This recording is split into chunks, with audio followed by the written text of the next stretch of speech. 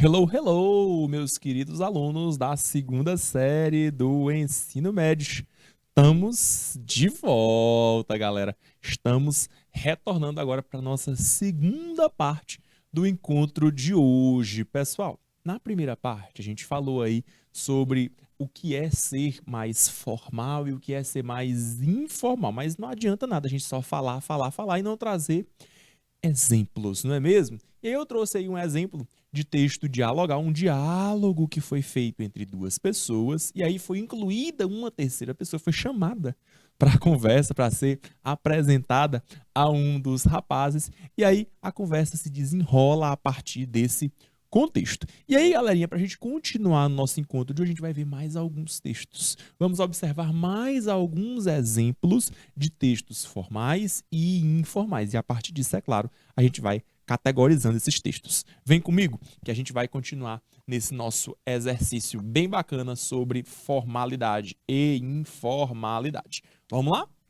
Então, gente, o texto é esse. Foi isso aqui que a gente observou na primeira parte. A gente finalizou aí nesse texto. Fizemos alguma análise aqui do texto, deu para observar, né? Fizemos aqui alguns rabiscos e é importante demais que vocês estejam ligadinhos no que a gente falou aqui. E aí, gente, a gente vai para uma questãozinha. Olha só. De acordo com as características que você encontra nesse texto, nós podemos inferir o gênero textual. Opa! Inferir. Professor, o que é inferir? Que habilidade é essa?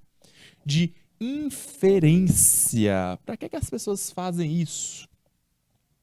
Galerinha, inferência é quando você percebe aquilo que não está diretamente dito.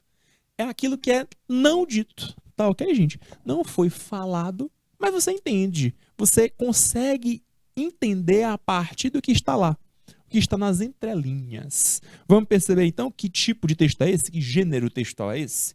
Gente, será que é a capa de uma revista? Nada a ver, né, gente? Professor, como é que diz capa de revista em inglês? A gente diz assim, ó, magazine cover. Tá ok, gente? Magazine cover. Esta é uma capa de revista. Certamente não, né, pessoal? Essa não é a capa de uma revista. Nem tem imagem. Como é que pode ser capa de revista, né? Fácil demais. Letra B. Texto científico, não, gente. Também não é um texto científico. Não é um paper. Um paper, pessoal, aí é outra coisa. O texto científico ele seria mais formal, ele teria muito mais objetividade, não teria essa ideia de turno de fala, uma pessoa que fala e outra espera para falar, não teria isso. Um paper não tem isso, é texto corrido. É uma tirinha? Pior, né, pessoal? Não dá para ser uma tirinha, não. Tirinha, em inglês, a gente chama de comics. Tá ok, galera? É uma comic strip. Vou até colocar aqui separadinho com as duas palavras para vocês, se vocês virem só comics, também você entenda que seja uma tirinha, mas é uma comic strip. Tá bom, gente? Comic strip. Deixa eu ajeitar aqui esse R. É uma comic strip, tá bom? Strip, professor, é o quê? Seria como se fosse um estirão. Era como elas eram tiradas antigamente. Era uma tirinha, porque ela é tirada a partir do jornal e aí ela tem uma tiragem na hora de imprimir esses textos, tá bom? Por isso que chama de strip. Em inglês, uma tirinha, uma tiragem de texto. Uma autobiografia? Não, né, gente? A autobiografia em inglês seria uma autobiography. Olha só. Uma autobiography. Vamos por partes. Grafia, escrita. Bio, vida. Então, a escrita, os escritos, textos sobre a vida de alguém.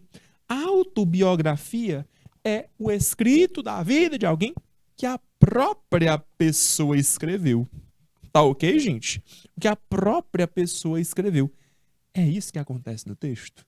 Não, né, gente? Não é um relato de experiência de vida de uma pessoa escrito por ela mesma. Não é isso. Então, a letra D não é nossa resposta. Certamente, então, nossa resposta é a letra E, né, pessoal? É o nosso texto chamado de texto dialogal. Aquele texto dialogal que é o que a gente chama aqui no caso de conversation, tá ok, gente? É uma conversation. Ou seja, é uma conversa. No caso, uma conversa informal. Show de bola, gente? Respondido nossa questão. Questão número 1, letra E. Show? Vamos mais um pouco? Já que a gente falou de texto dialogal, vamos aprofundar um pouco mais. Vamos retratar um pouquinho mais os textos que a gente entende como textos dialogais. Gente, texto dialogal, este é um gênero que se percebe em diversos textos. São várias as possibilidades. Observa bem.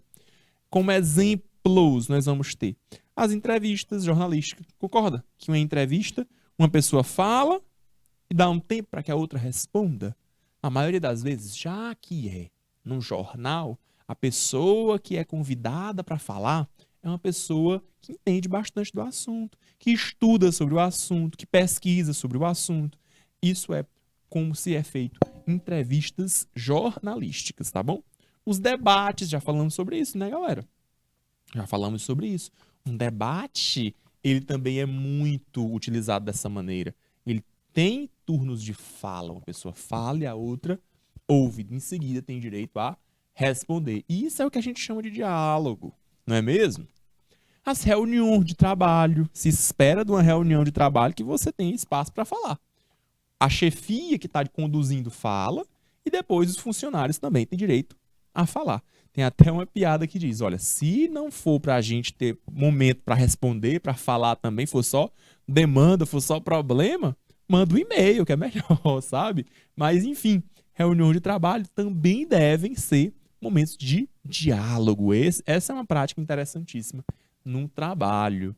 Conversas telefônicas. Já pensou se você fosse para uma conversa telefônica e só uma pessoa falasse? Ave Maria. Tem a menor condição, né, gente?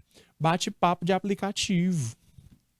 Bate-papo de aplicativo, gente, precisa ter fala e resposta, né? Certamente. Precisa ter fala e resposta. Sites de mensagens. Sites de mensagens diretas também possuem isso. Também possuem essa característica. Inclusive, nesses aplicativos, a fala de uma pessoa fica do lado da esquerda e a fala da outra fica à direita. E isso, pessoal, faz com que você perceba os turnos de fala. Faz com que você perceba os turnos de fala. Volta lá para aquele texto, você vai ver os nomes das pessoas. O Jim, o Charles e a Mary. Você vê os nomes. Isso identifica os turnos de fala, identifica quem está falando. Numa conversa, em um diálogo, a partir de um bate-papo, no aplicativo, nas redes sociais, precisa ter ou o nome da pessoa, ou precisa ter esse deslocamento. Mais à esquerda é uma pessoa, à direita é outra pessoa. Em grupos de conversas, a gente costuma ter, inclusive, cores diferentes. Para que servem essas cores? Para que você perceba quem está falando. Quem disse aquilo, você não confunda. Olha, foi pessoa... Não, não foi essa pessoa que disse, não, foi outra pessoa. Isso é importante, pessoal, porque você percebe quem está falando, com quem está, que a gente chama, mais uma vez, de turno de fala. Tudo bem? Show de bola. E aqui nós temos algumas observações do texto, né, pessoal, que eu comentei com vocês. O whose, a forma contraída, né? O didn't you meet her também é uma forma informal de falar, e aí, no caso, é uma pergunta negativa. A gente falou, olha só, sobre o wasn't, também está aí. Não estava na festa, ele falou aí o não estava. Ele usou aí, inclusive, olha, o at, para falar de lugar, olha só, at. No caso aí, uma ênfase fraca, porque na verdade significam lá naquele lugar, já que eles estão em um lugar diferente, tá ok? E aqui, ó, continuando, a Mary, this is my friend, é uma forma de apresentar alguém, é uma maneira bem informal de se apresentar a alguém. O nice to meet you, que a gente falou também, olha só, é uma expressão bem típica. E o sure, que é o claro, com certeza, que também é utilizado de maneira informal para dizer sim, para dizer yes. Ok, galera? Então aí é importantíssimo que você perceba esses detalhes. Show de bola? Olha aqui mais uma contribuição do meu amigo Gabriel André. Ele diz aqui, ó, numa conversa, ao telefone é testado o canal de comunicação e é uma figura usada a figura de linguagem fática. Isso é verdade, gente. A função fática ao telefone é como você diz alô. Pessoal, vocês conseguem pensar em uma outra situação em que você use alô? Pois é, gente, é usado o alô no telefone. E poucas pessoas respondem o telefone de outra maneira, viu? A grande maioria das pessoas responde mesmo alô. Lá uma pessoa ou outra diz pronto, ou pois não, ou sim, ou já começa falando direto com a pessoa. Mas há essa função fática, há esse teste. Tá funcionando mesmo? Você tá conseguindo me ouvir? Alô? Hello? É algo do tipo. Tá bom, gente? Isso é importante. As pessoas também fazem isso ao microfone, né? Quando você vai falar alguma coisa ao microfone, a maioria das pessoas para e pergunta: todo mundo tá me ouvindo? Tá ligado? Oi, hello, alô, algo do tipo, né? As pessoas também fazem isso. Também é um teste de comunicação. Acontece também essa figura da função fática quando você está passando a rua e você fala com alguém. Às vezes você nem conhece a pessoa, mas você testa o canal, você simplesmente recebe ou é recebido por aquela pessoa. Então você só diz um bom dia. Às vezes você nem precisa falar a expressão toda. Às vezes se diminui tanto que fica até às vezes você nem dá para ouvir. É só um e já está resolvido. Já é só realmente para você testar se a pessoa está aberta ou não à conversa, sabe? Então quando você chega, por exemplo, na sala de aula, o que é que você diz? Bom dia. Então as pessoas estarão abertas a lhe ouvir, estarão disponíveis a ouvir o que você está dizendo. Tem até uma história engraçada de um amigo meu estrangeiro que morou muitos anos aqui, ele morou 2 anos aqui no Piauí e em seguida foi para o Rio Grande do Sul. Lá no Rio Grande do Sul, ele mandou mensagem para mim, a gente fez uma grande amizade, ele mandou mensagem para mim. E aí ele perguntou: Adriano, o que é que significa esse tch, tch, tch? E eu, como assim? Eu não tô entendendo o que é esse tch. Pra ele era só isso, era isso que ele conseguia entender. E olha que ele passou 2 anos morando aqui, hein? 2 anos morando aqui no Piauí, aí ele se mudou para o Rio Grande do Sul. Eu perguntei: onde é que você ouve? Em qual situação isso é trazido para você? Ah, principalmente no elevador. E eu, meu Deus, o que é que acontece no elevador que as pessoas digam tch, tch, tch? Não faço a menor ideia. Eu perguntei a ele: é quando as pessoas entram? Ou quando as pessoas saem do elevador? Aí eu já estou no elevador e as pessoas entram. As pessoas quando entram no elevador, elas dizem tch. E tu responde o quê? Aí ele: eu não respondo nada, eu não sei o que aquelas pessoas querem dizer. Gente, as pessoas respondem bom dia. Olha só, as pessoas não conheciam ele, estavam entrando no elevador junto com ele, então eles iam compartilhar aquele espaço bem apertado juntos, naquele momento. Então, por questão de educação, a pessoa faz esse contato. Realmente é só a função fática. E ele falava bom dia, mas ele não ouvia bom dia, ele não tinha um ouvido tão apurado para perceber que aquilo era função fática da linguagem, que aquilo era só um bom dia. E ele não tinha essa capacidade de entender, por isso ele foi atrás de alguém que pudesse. Olha, explica aí, eu não estou conseguindo entender não. O que significa esse tch, tch, tch? Bom dia. E a pessoa, ao invés de falar bom dia, fala somente tch. Enfim, a linguagem de sua maneira mais normal, rápida, coloquial possível. Tá bom, gente? Então fica aí um exemplo de função fática da linguagem. Vamos fazer aí mais um exemplo? Olha só, vamos praticar um pouco mais. Verifique então este fragmento de texto, só um pedacinho de texto, e classifique-o em formal ou informal. Vamos dar uma olhadinha? Do I wanna know if this feeling flows both ways? Sad to see you go was sorta helping that you'd stay. Ih, professor, dá para perceber aí, olha só, que é um texto... ele tá fazendo rimas. Dá para perceber isso? Olha aí, ó. No, go. Way, stay. Olha aí. Tá fazendo rima, gente. É uma rima A, B, A, B. Consegue perceber isso ou não?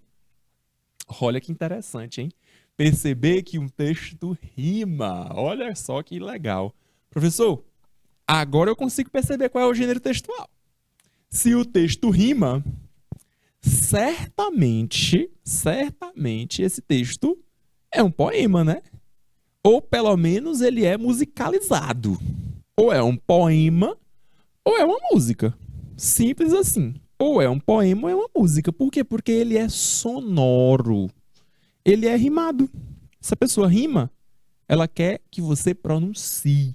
Não é o tipo de texto usado para ser lido silenciosamente. Ele não foi feito para isso. Por quê? Porque ele quer que você pronuncie e rime. A função dele é essa. Ele quer rimar. Ele quer te mostrar que ele sabe fazer. Ele tem essa habilidade. O autor do texto tem a habilidade de fazer uma rima. Olha que interessante, hein? De fazer com que as palavras dancem juntas com esse ritmo. Façam, então, uma rima. Ok, gente? Professor, mas como é que eu consigo, então, perceber? O texto ele é um poema ou é uma música? Ok, e aí? Formal ou informal? Gente, vamos observar as palavrinhas. O que é formal e o que é informal num texto como esse? Olha só. Logo de cara, nós temos do I wanna know. Gente, observa aí que esse do veio antes do sujeito. Esse do é um verbo auxiliar. Procede? É um verbo auxiliar. É o auxiliar do presente, tá? Esse do é um verbo auxiliar. E ele está aqui, olha só, auxiliando na pergunta. É uma frase interrogativa. Você consegue perceber aqui o verbo? Olha aí dois verbos. Wanna know. E esse wanna, galerinha, é ninguém mais, ninguém menos do que o want to. Ih, professor, então é o mesmo exemplo lá que a gente viu mais cedo de contração? Não, cuidado. Esse é um outro fenômeno, tá bom? Tem um outro nome. Qual é o nome desse fenômeno? Esse daqui não é a contração. Contração, gente, é quando você junta sujeito, na maioria das vezes pronominal, pronome, com um verbo auxiliar. Na maioria das vezes é assim que funciona. Ou com um not. A maioria das vezes é assim que funciona.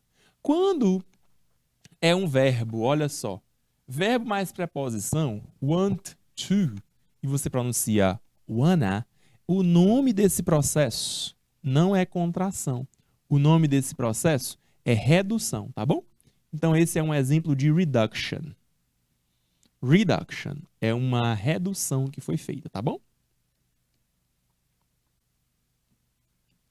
É uma redução, é uma reduction. Professor, tem mais algum exemplo aí de reduction que você possa dar pra gente? O exemplo mais famoso de reduction, pessoal, é o gonna. Esse é o exemplo mais famoso de reduction. Esse gonna é a mesma coisa que going to. Esse é um exemplo aí do que a gente chama de redução, tá bom? Gonna, going to. Beleza?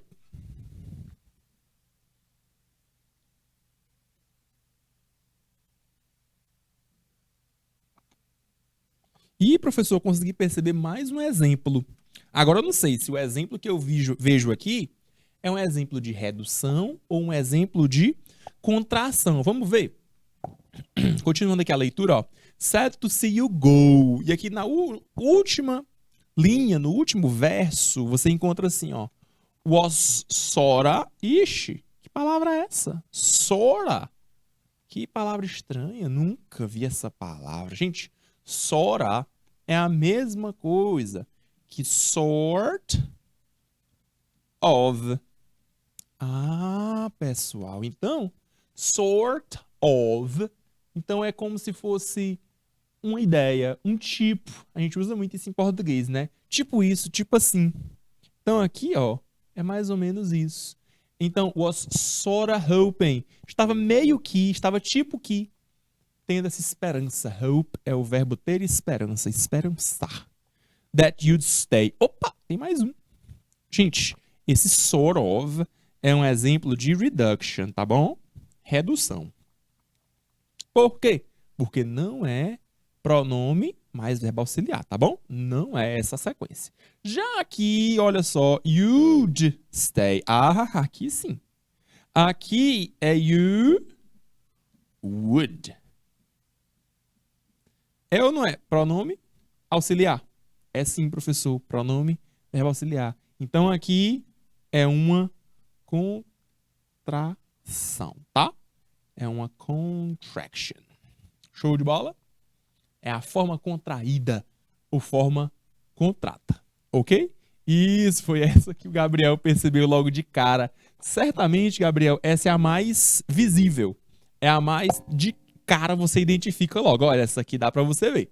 As outras duas, elas são um pouquinho mais escondidas, digamos assim. E aí você tem que estar de olho bem aberto para que você consiga perceber todos esses detalhes, tá bom? Certamente, esse you'd já ia te ajudar a perceber que esse texto é um texto informal. Tá bom? Certamente já ia te ajudar, porque essas contrações, elas são feitas, elas são realizadas de maneira que traga informalidade. Professor, por quê? Porque essas contrações dão mais velocidade ao texto, pessoal. E um texto que é veloz, um texto que é rápido, ele é informal, né, gente? O texto que ele é formal, ele não vai ter essa velocidade toda, não. Ele vai ser mais formal, ele precisa trazer a informação. Agora, um texto informal, não, ele pode fazer essas brincadeiras aí com a língua. Ele pode fazer esses jogos, chamados jogos de palavras, tá bom? Foi feito aí, no caso, um jogo de palavras, que a gente chama de rima. Tudo bem? O texto rima, ele tem sons parecidos em cada um dos versos. Questão número 2, então, para vocês. Como seria, então, a forma sem contração, a forma sem contrair destes dois? Deste wanna e deste sora. Ih, professor, já deu até a resposta para a gente. Assim é bom demais, hein? Assim é bom demais. Letra A, want to, correto? Sort at, não. Letra B, want for, nada a ver, galera. Want nunca vai ser for, tá bom?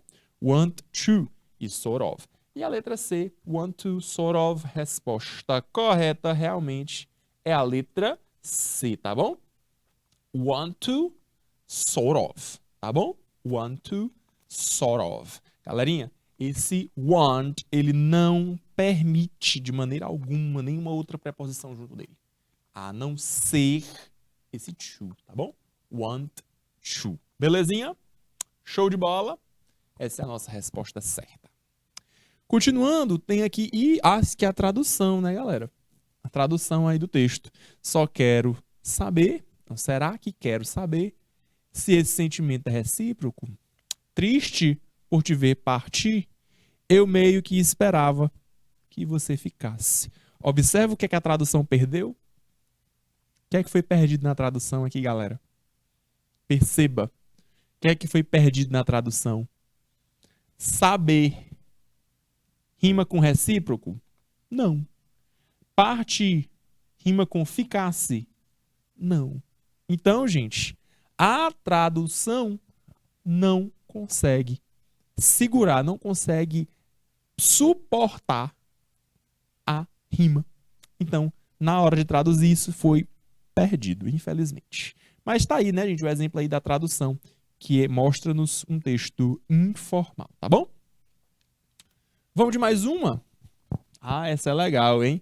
E aí já trouxe aí duas que nós já falamos no encontro de hoje, só pra gente dar aquela revisada. Observe mais uma vez o próximo fragmento. Classifique-o em formal ou informal. Yeah, I don't wanna fall asleep. I don't wanna pass anyway. I've been thinking of our future, 'cause I'll never see those days.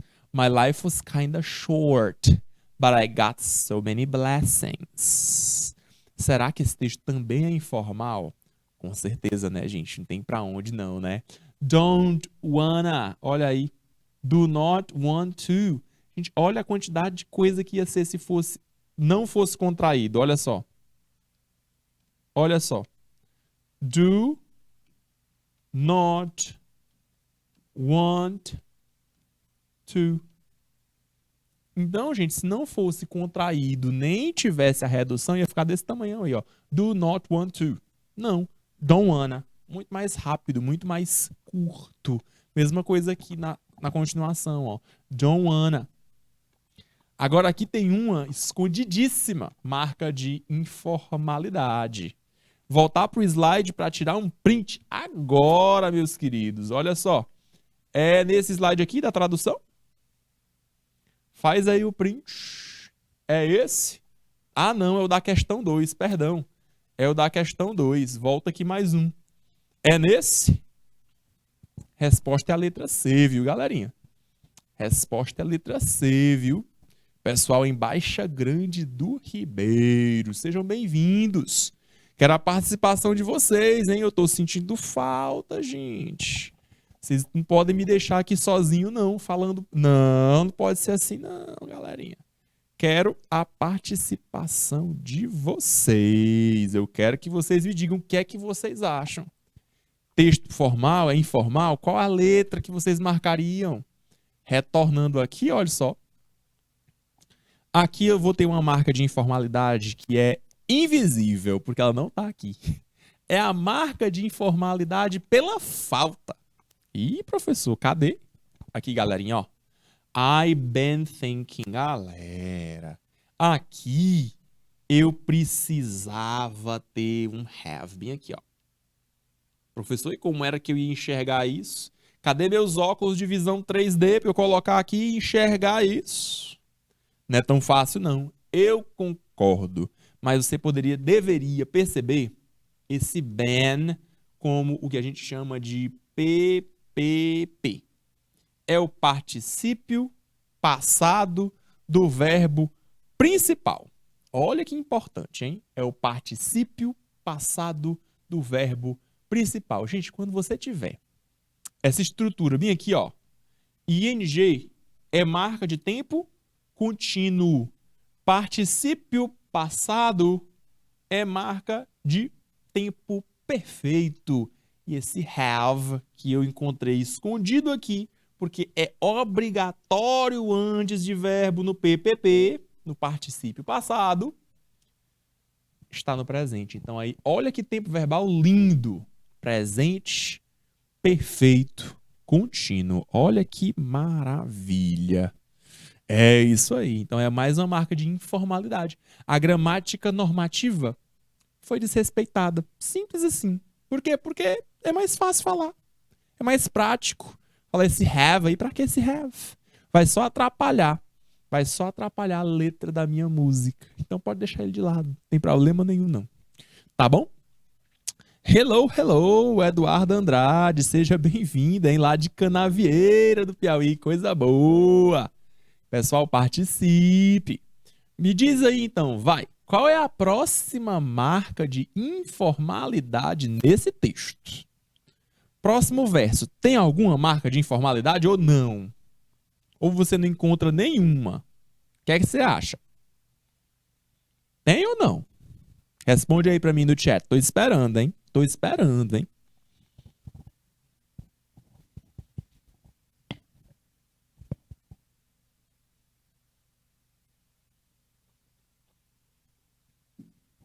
E aí, encontraram?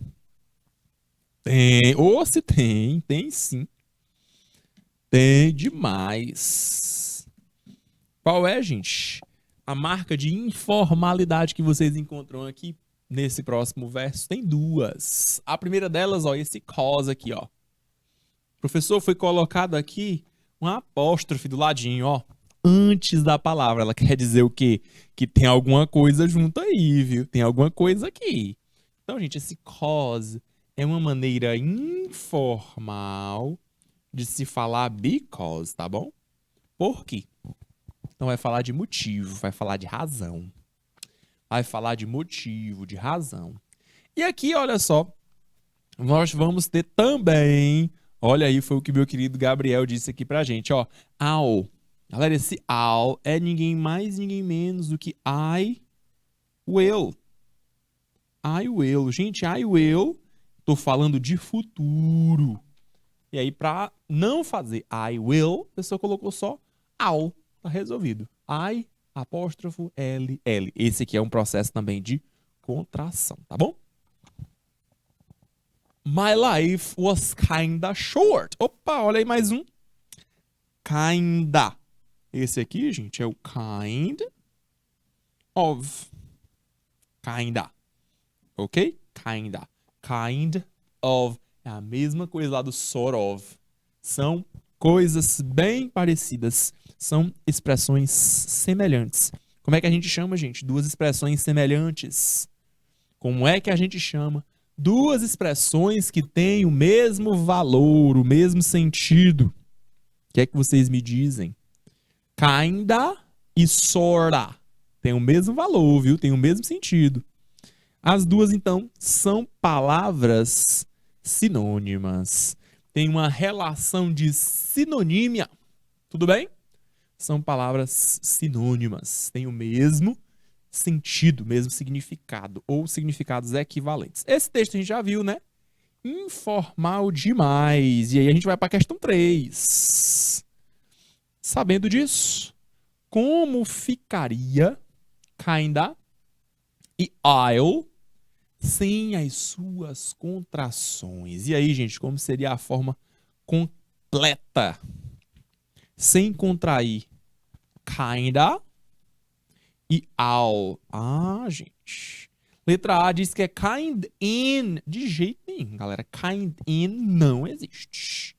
I will estaria até certo, mas a letra A não vai ser nossa resposta. Letra B diz que é kind of. Opa, tá correto. Mas a letra... I am not. Não, gente. Gente, não dá pra ser I am, não. E muito menos not, né? Nada a ver. Letra C, então. Kind of e I will. Show de bola. Acertou quem respondeu que a resposta correta é a letra C. Kind of and I will. Ok? Essa é a nossa resposta correta. Easy peasy, Gabriel. Isso aí. Fácil demais. Tem até a música. Fácil. Extremamente fácil. E aqui nós temos aí a tradução do nosso texto, tá bom, gente? Eu não quero mais dormir. Eu não quero morrer. I don't wanna pass away. Olha aí. Outra expressão bem interessante, tá, gente? Só eu pensava que morrer em inglês era die, não era não? Pois é, gente. Morrer é die.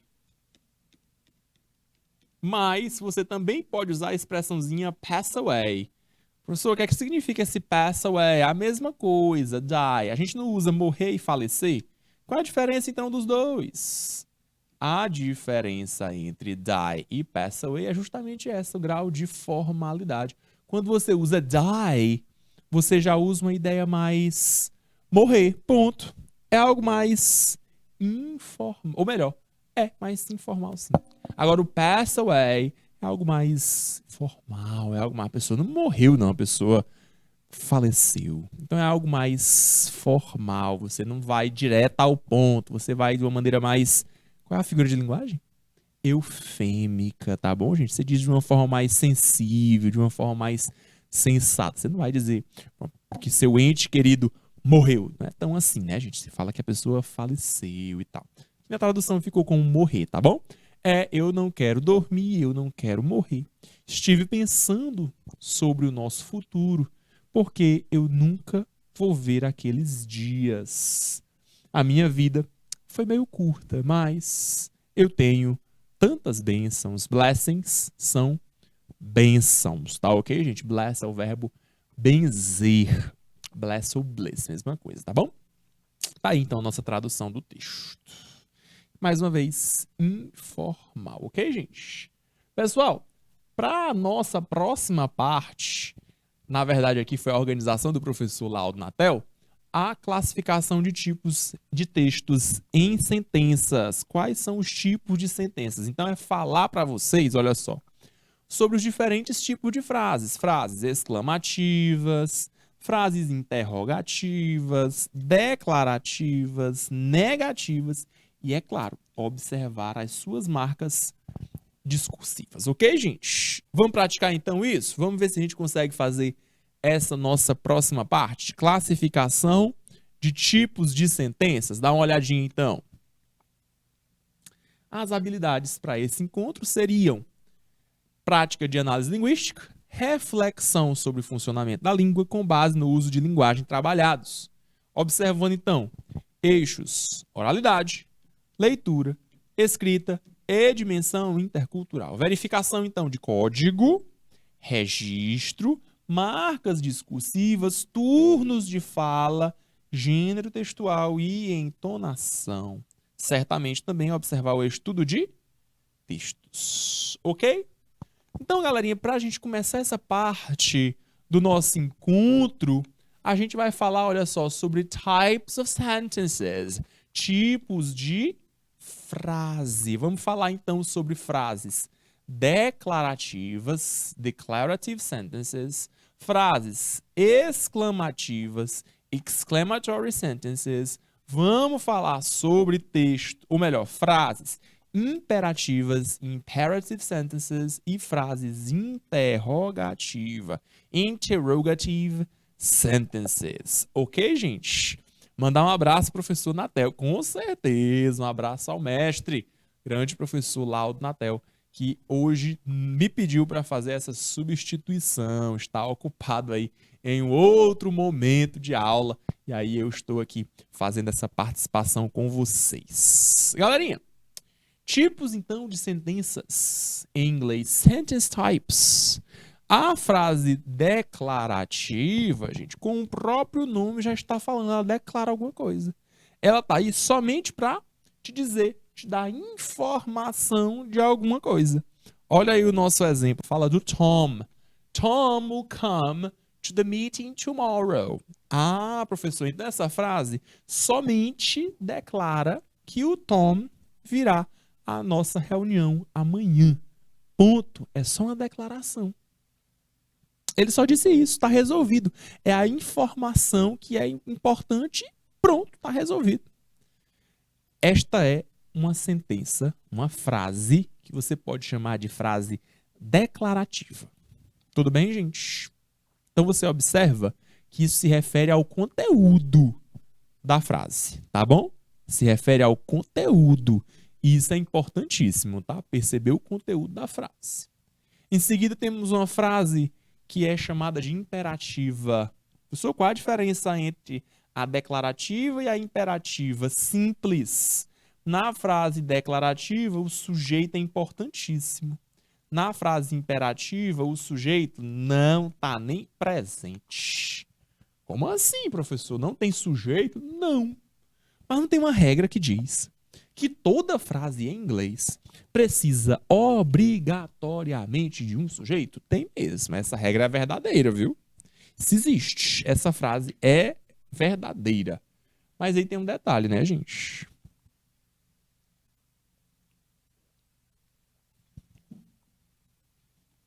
Sabe aquele dizer que toda regra tem uma exceção?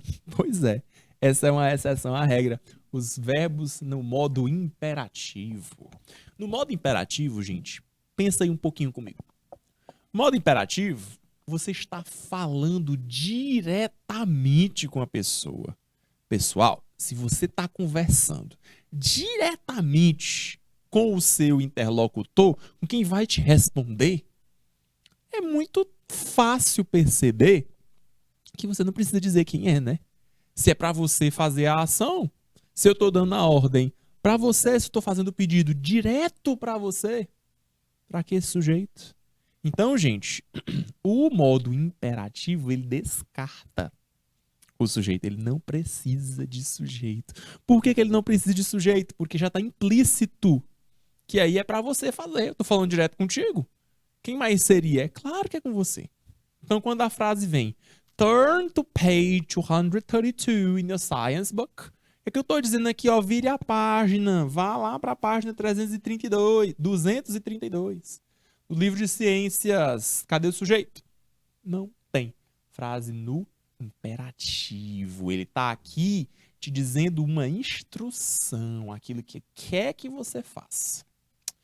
Próximo tipo de sentença é a sentença interrogativa.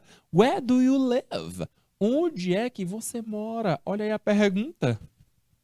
Se a declarativa trazia a informação, a interrogativa pede por informação. A interrogativa demanda uma informação, pede que você a traga. Já a frase última é a exclamatória, exclamatory sentence. Uma frase exclamativa encerra com o ponto de exclamação. Oh, that's awesome! Isso é incrível! Maravilha! Pessoal, quando é que a gente usa essa pontuação, esse ponto de exclamação, para expressar a emoção de quem está falando, né, gente? O tom em que aquilo foi falado. Não dá para você olhar para essa frase, that's awesome, e falar, that's awesome. Não é essa a ideia. É maravilhoso, é incrível, você tem que estar animado para falar isso. That's awesome. Tá incrível, tá maravilhoso. Isso é engraçado, pessoal. Em português, a gente não costuma usar tanto o que a gente chama de entonação. Na língua inglesa, gente, a entonação é algo importantíssimo. Vamos voltar para aquele exemplo que eu dei mais cedo sobre bom dia. Gente, quando você fala bom dia, você pode determinar muita coisa a partir do bom dia que a pessoa está lhe dando. É verdade ou não? Pensa aí um pouco, gente. Quando a pessoa chega para você e diz bom dia, a pessoa está aberta à comunicação, a pessoa está querendo conversar com você. Já quando a pessoa, às vezes acontece, quando você recebe uma ligação e a pessoa, bom dia, a pessoa só diz isso, você já percebe, opa, a pessoa não está aberta à comunicação, a pessoa não quer falar comigo nesse momento. E isso, galera, é importante que você perceba na entonação. O que é isso, gente? É como você expressa o seu sentimento. A frase não muda, a frase é a mesma, mas você não expressa seu sentimento desse jeito. Se você quiser expressar, você pode usar na forma escrita, utilizando pontuação. Na forma falada, utilizando a entonação, né, gente? É a maneira como você fala. Já ouviram essa expressão de não é nem o que você falou que me ofendeu, foi como você falou. Isso acontece o tempo todo, né, gente? Isso acontece o tempo todo. Então, olha só. Vamos pensar numa situação e eu vou dar diferentes entonações para vocês. Vamos pensar um pouquinho? Imagina aí que a mãe chegou em casa e perguntou para o filho se ele fez a tarefa de casa. E aí? Fez a tarefa de casa? E aí o filho responde, sim. Ele fez a tarefa, né, gente? Agora, se o filho responder sim, será que ele respondeu? Acho que não. Essa entonação não traz segurança, não traz firmeza, não traz certeza naquilo que ele está falando. Agora, se a mãe pergunta, fez a tarefa de casa? E o filho responder, sim, eu acho que ele nem escutou, né? Ele está pedindo que a pessoa repita. Sim é como se fosse um, pois não? Então, pessoal, perceba que a cada entonação, um sentido é feito. É produzido um significado. Tudo bem? E aí, gente, quando você vai para a escrita, às vezes, traduzir isso é complicado. Traduzir isso é algo complexo. E aí, aqui no nosso exemplo, a gente consegue perceber a partir de que, gente, da pergunta, a partir do ponto de exclamação, ponto de interrogação, as reticências às vezes são usadas, aqueles 3 pontinhos. Tem mais coisa, eu não estou falando, mas tem mais coisa por vir. Por aí vai, tá bom? Então, essa é a importância de você conhecer um pouco mais sobre a entonação, certo? Continuando aqui, gente, então, olha só. Perceba que existem 4 tipos de frases, de sentenças em inglês. A declarativa, imperativa, interrogativa e a exclamativa. Essas são as 4 possibilidades. Observe, então, a primeira delas, a declarativa. Quando eu digo Tom will come to the meeting tomorrow, o que é que eu estou querendo dizer? Que o Tom virá para a reunião amanhã. Isso é o que, galerinha? Informação apenas. Na imperativa, turn to page 232, vire a página, vá até a página 232 do seu livro de ciências, aqui é uma ordem. Então, ó, a declarativa é uma declaração, é uma informação. Já na imperativa, você tem uma ordem, um pedido que está sendo feito. Por outro lado, quando você tiver frases interrogativas, where do you live? Onde é que você mora? Exclamativa, That's awesome. Isso é incrível. Que legal. Aqui na interrogativa, você está fazendo uma pergunta. Então você está pedindo por informação. E na exclamativa, você mostra a entonação, o tom de voz que você está utilizando, tá bom? A entonação. Certamente isso é importantíssimo na hora de se comunicar. Take a closer look. Dá uma olhadinha aqui mais de perto. As sentenças declarativas, o próprio nome já diz, ela declara, ela afirma alguma coisa, um fato, um acordo, uma opinião. Frases declarativas podem ser positivas ou negativas. E aí, pessoal, é interessante que você perceba forma afirmativa, forma negativa. Uma frase declarativa costuma terminar em ponto final. Observar aí a pontuação. The boy walked home. Então, o garoto caminhou até a sua casa. My mother is a nurse. A minha mãe é uma enfermeira. As duas frases aqui, galera, voltando. As duas frases aqui, você consegue perceber que elas trazem informação. Elas declaram sobre alguma coisa. Ok, gente? Então, olha só, aqui tem um exemplo rapidão aqui com o Flash. Observa só. O Flash está mostrando aí que é uma frase declarativa. He is running. Ele está correndo. Você consegue perceber que é apenas uma informação, ok? No caso aqui é uma frase declarativa. Belezinha? Já na próxima, que é do tipo imperativo, agora não. Agora já, galerinha, olha só, uma instrução, uma solicitação, tudo bem? Já comentamos que o imperativo não tem sujeito. O que nós temos é um you que está ali implícito, ele está lá escondidinho. E aí é importante que você perceba, já que ele fala direto com você. Se ele está falando direitinho com você, é claro que não pode ser referindo-se a outra pessoa. É a segunda pessoa do singular ou do plural, a depender da situação.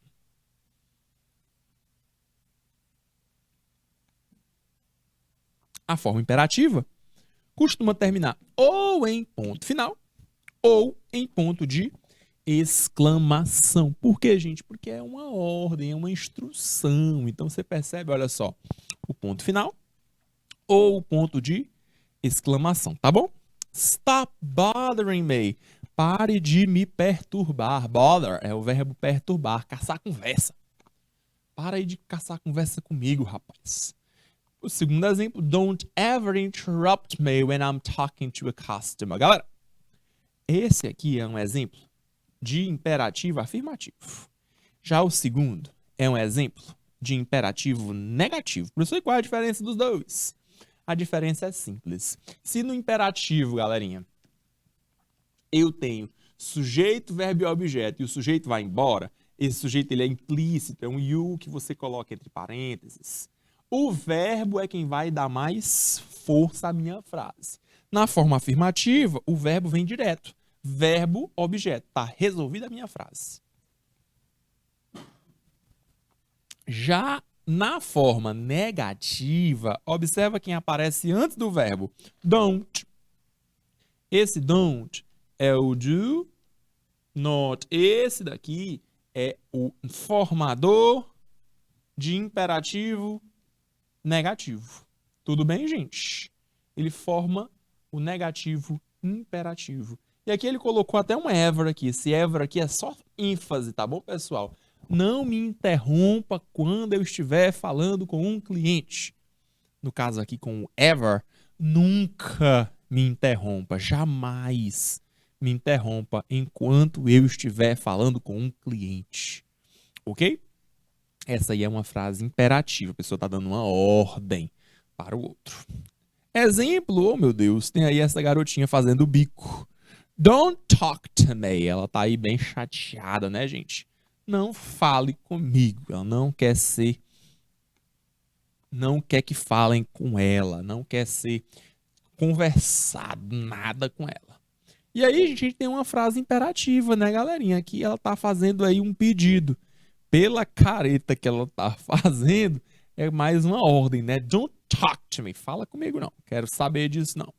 E aí, gente, nós temos aí, ó, não fale comigo. Forma aí imperativa negativa, tá bom? É o imperativo negativo, ok? Show de bola? Don't talk to me. Próxima, nós temos as frases que são entendidas como frases interrogativas. O interrogativo, galerinha, você já sabe, né? Faz uma pergunta. Na forma interrogativa, nós vamos encontrar um verbo que a gente chama de auxiliar. Esse verbo auxiliar, o próprio nome já diz, ele auxilia. Galera, quem é o verbo auxiliar no nosso esquema de estrutura? Qual é o nosso esquema? Esse auxiliar, pessoal, é o nosso auxiliar de tempo, pessoal. O auxiliar ele vai expressar tempo. O verbo auxiliar serve para negar e serve para fazer perguntas. Então, aí, o auxiliar ele vai trazer o tempo. Se for, por exemplo, do, é forma presente. Se for did, passado, will, futuro e por aí vai, tá bom? E ainda tem verbos auxiliares que são auxiliares modais. Então, eles vão expressar tempo ou modo, ok? Com os modais. Galerinha, estes costumam ser seguidos de sujeito, e aí você inverteu, então o sujeito vem no meio, entre o auxiliar e o seu verbo principal. Forma interrogativa, claro que termina com um ponto de interrogação, né? Whose dog is that? De quem é esse cão? De quem é esse cachorro? Esse whose, pessoal, muito cuidado com ele, tá bom? Esse whose pode ser de quem, a quem pertence, ou, isso no caso está sendo um pronome interrogativo. Se ele for usado em outros contextos, ele pode ser cujo, cuja, cujos ou cujas. Certamente, se ele estiver sendo utilizado como um pronome relativo, tá bom? Pronome que se refere à posse. E aí nós temos um outro exemplo aqui, usando, olha só, agora o will. Lembrando que esse will é auxiliar de futuro. Will Sherry get to keep all her lottery winnings? E a Sherry vai ficar com todo aí esse dinheiro que ela ganhou na loteria? Todos os seus ganhos da loteria? É isso. Essas são alguns exemplos na forma interrogativa. Nosso último tipo de sentenças, de frases de hoje, são as exclamativas. Estas têm como principal função enfatizar aquela declaração. Então, aquela frase que é declarativa ou que é imperativa, quando ela precisa ser enfatizada, ela precisa ter um tom diferente, mais animado, mais forte, mais firme, você usa uma exclamação. Você usa o texto usando frases que a gente chama de tipo exclamativo. I said I wanted tacos. Olha aí nosso exemplo. Eu disse que eu queria tacos. A pessoa está dando para ele, sei lá, algum outro tipo de comida. Não quero, eu quero tacos. Olha o outro exemplo. How well she sings. Como ela canta bem. Uau, ela canta muito bem. A pessoa fala exclamação, admirada, né? Uau, como ela canta, como ele canta bem. How well he sings. E a última tem até uma expressão, olha só, gente, uma interjeição. Lembra aí o que é uma interjeição? A interjeição é aquela palavrinha que vai servir para te expressar alguma coisa. No caso aqui, expressão de surpresa. Uau! Olha só. Wow, he just won a gold medal. Ele acabou de ganhar, acabou de vencer. No caso aqui, ele ganhou uma medalha de ouro. He just won a gold medal. E aqui, inclusive, além da exclamação no final, mais uma vez você encontra aí uma interjeição. O que é interjeição? É aquela palavrinha que te indica alguma emoção. Pode ser uma emoção de surpresa, surpresa, pode ser uma emoção negativa, pode sugerir que a pessoa esteja pensando. Só tá pensando, né? Então essas são algumas interjeições, tá bom, gente? Essas vão trazer pra gente essa emoção, que às vezes é difícil a gente colocar na escrita, tá ok? E aí você pode usar tanto essas para falar de exclamações, quanto também, não esqueça, do ponto, o ponto de exclamação. Ok, galerinha? Pessoal, então, nosso encontro está chegando ao fim. Nós temos 1 minuto e eu vou utilizar este 1 minuto para agradecer enormemente a presença de todos. Pessoal, foi um prazer enorme estar aqui com vocês. Certamente outras oportunidades virão e nós teremos outros contatos aqui pelo canal Educação, seja em outra ocasião. Mas, mais uma vez, foi um prazer enorme estar aqui com vocês nesta manhã de sexta-feira. Então, desejo a vocês muito sucesso na caminhada de vocês. Tenho certeza que juntamente ao professor Laudo Natel, vocês estão muito bem acompanhados. Vocês têm muito a aprender com esse fera. E aí, eu encontro vocês em uma outra ocasião, em uma outra oportunidade. Tá ok? Bye, bye. See you.